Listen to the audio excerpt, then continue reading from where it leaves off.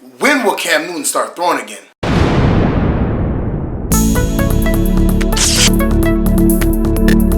Subscribe to my channel and hit the bell icon so you never miss any video from my channel. Yo! Welcome to LCameraTV. Make sure you like, subscribe, and share this with y'all. Go things like Facebook and Reddit and Instagram and Rumble.com and wherever else. And guys, we have a lot to talk about, man. The Carolina Panthers made a roster move. Not a big one, but definitely one we got to talk about. I'm kind of getting worried about a certain quarterback, you know what I'm saying, and when he's going to start participating in the OTAs officially. And a certain receiver made a pretty good list. So we got a lot of things to talk about, guys. So let's get started. So the Carolina Panthers made a roster move today, man. And they waived guard Landon Turner because he was missing basically all the OTAs with a non-football illness. Basically, he probably was sick and he couldn't make it. And they need, production. They need roster spots to be filled so they can see, players, whatever. They need depth in that position. And you can't have a guy who's just coming to the team and not practicing at all, you know what I'm saying, especially in OTAs. Like, I mean, certain players can, kind of skip OTAs, yeah, they're voluntary. But if you're trying to make a team and you're one of the bottom roster spots, you got to be there. Now, it sucks for him. He's, he's sick. It is what it is. You can't really control that. But they waived him and they signed Kofi. Let me see if I'm saying his name right. I think his name is Kofi Amichia.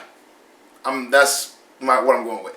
But his name is Kofi Amichia, whatever, a guard, 6'4", 304 pounds. He was signed by he was drafted by the Green Bay Packers in the 6th round last year in the 2017 draft. And he's just a roster body. You know what I'm saying? Nothing too serious about, obviously he's just all about depth, you know what I'm saying? They're not even sure if he's going to make the team, but, like he said, you need camp bodies, you need guys to participate, you need guys to be there. And, except for this Landon Turner person, but, I mean, he fell with an illness, you know what I'm saying? So hopefully Kofi could do his thing, whatever. But like I said, I don't know if he's going to make the team. I kind of doubt it, you know what I'm saying? We're at like 90 roster spots, and they got to cut it down to 53. So I don't really see him making the team. But, at least he gets the opportunity, man. We could have another diamond in the rough like Andrew Norwell. But since he got drafted by the Packers and never really, like stuck with them, and I guess he's bouncing around, I don't think he's that great. So we'll see what happens, man. But welcome to the team, Kofi. And the other thing I want to talk about is my man Cam Newton. Now, mind you, Cam Newton has been coming to OTAs, but it's basically been a cheerleader. You know what I'm saying? He's been, hey, guys, do your thing. Amazing. He's been talking trash on the sideline. But for the most part, he hasn't been participating really. You know what I'm saying? Obviously, he's coming off shoulder surgery, and we know this. But my question is, when is my dog going to start throwing? Now, mind you, he's a veteran, so I don't think it's anything with him being out of shape or anything like that. I never expect that with Cam. But my issue is, Chris Hogan, is a new receiver. You got to build a rapport with him. Obviously building rapport with DJ Moore, Curtis Samuel. Obviously, Torrey Smith been there a little while. DJ Moore been there for his first year. Curtis Samuel been there a little while. So it's not like we have a big, overhaul in the receiver position. But you still need to get that timing down and that, camaraderie down. Now, obviously, we still have training camp. And they say that's when they expect him to start throwing and stuff like that. But I was kind of hoping, because initially they were saying that, maybe OTAs, he'll be throwing, he'll be fine.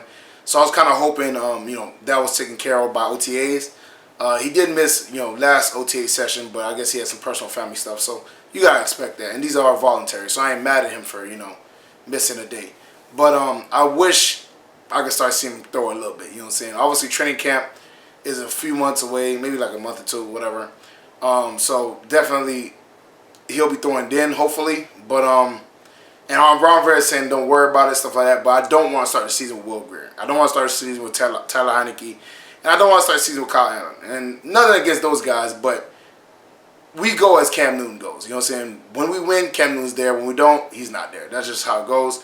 I mean, as much as Christian is amazing and Greg Olsen is amazing, and our defense is looking top notch and all that stuff, we need our starting quarterback. And hopefully Cam could, heal up quicker, or not quicker, but just heal up, in time for training camp.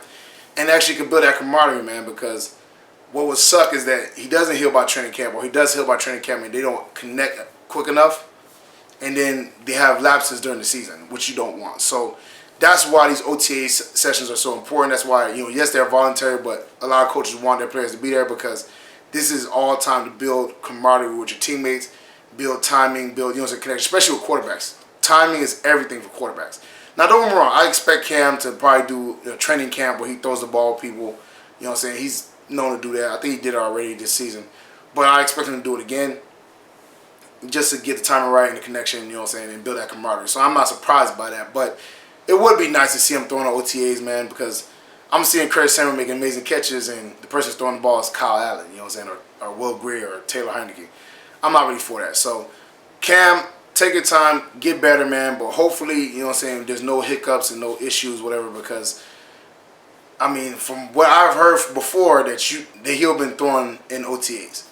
Now they're saying training camp. So hopefully there's not another pushback, because I would really hope he start the season as our quarterback and not have any issues with, you know, Will Greer or whoever else. So hopefully Cam heals up soon and he can start throwing the ball soon. So, and finally, DJ Moore made a pretty good list on the NFL Network or NFL.com, whatever you want to call it. He made the all 25 list, whatever, or all under 25 list, whatever. Basically, it compiles all the best players for the positions, whatever, that are under 25. So he made that list. He was one of the receivers, and that just shows how much, you know, people value him and think he's going to be a really good receiver. And I think he will be a really good receiver. I just, you know, what I'm kind of upset about is that I feel like those are snubbed. You know what I'm saying? As much as I love DJ Moore, I think DJ Moore is a baller. I definitely think he should deserve to be on the list, and I'm not surprised he is on the list. But my biggest snub is obviously Christian McCaffrey.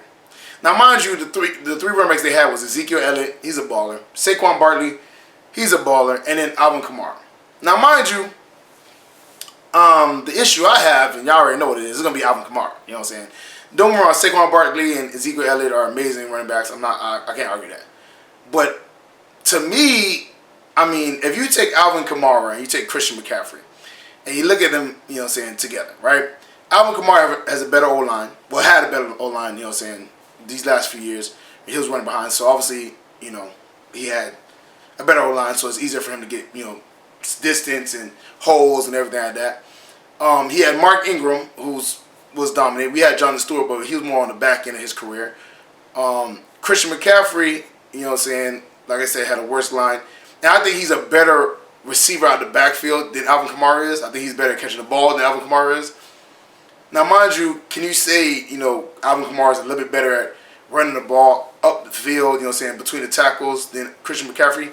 Maybe you can make that argument. But again, I think that's kind of reserved until you see Christian McCaffrey behind a good O-line. Because mind you, Saints O-line was one of the best in the league. I mean, they have multiple first-round picks on their line. And Alvin Kamara gets, you know what I'm saying, basically to run free. I mean, besides, you know, he basically doesn't get hit by any of the D linemen. He gets hit by the linebackers, if that. And he's a very fast and shifty running back, so he can get past them. Whereas Christian McCaffrey, they had to kind of scheme it out. You know what I'm saying? They had to do chip blocks. They had to pull tight ends. They had to do all kinds of stuff to kind of get him open looks so he can actually get past the D ends and the D tackles and actually get to the linebackers. And when he was, you know, in the second level, you know, he was pretty dominant. You know what I'm saying? He was pretty dominant. So I kind of feel like, you know, if you take receiving ability, I would give the nod to Christian. And if you take running back ability, I would think they're pretty close. I mean, I guess you give a small edge to Alvin Kamara, but they're pretty similar, man, in my opinion.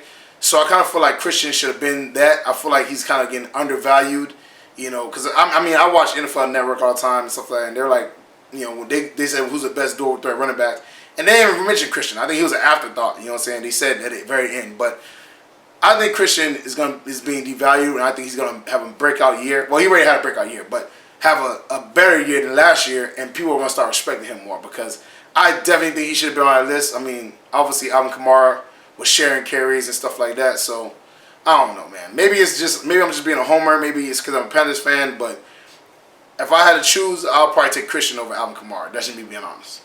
Well, that's it for me, guys. Make sure you like, subscribe, and share with y'all cool things like Facebook and Reddit and Instagram and Rumble.com and wherever else. And guys, get in the comment section, man. I want every team to get in the comment section. You know what I'm saying? Anybody who's from a different team that, you know, watching my videos, get in the comment section, man. Do you think Christian McCaffrey was snubbed from the all, you know what I'm saying, under all 25 team, whatever you want to call it? And how do you feel about, our Panthers fans, how do you feel about, you know, Kofi Amichia, whatever his name is, getting signed? Like I say, he's a camp body. I don't really think he's going to do much.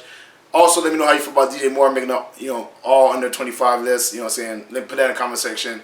And when do you think Cameron's going to start throwing? And do you think it's an issue that he hasn't thrown yet? Put all that stuff in the comment section, man. Check out my Spreadshirt account. That's in the description below. Check out the Patreon page. That's also in the description below. Check out my dog Renan Steen's video. His video going to be in the end screen of my video. Check his stuff out, man. Very funny. Very talented guy. He's on the up and coming. He's rising. His numbers are growing. Definitely jump on, man, because you don't want to be the last one to find out. Trust me. Shares with all your Panther family, friends, anybody Panther related, anybody football related. Y'all already know what it is, man. I'm also going to do a live stream, like I said. So be on the lookout for that. And thank y'all for showing love. Thank y'all for tuning in. And I'm going to see y'all next time. Peace.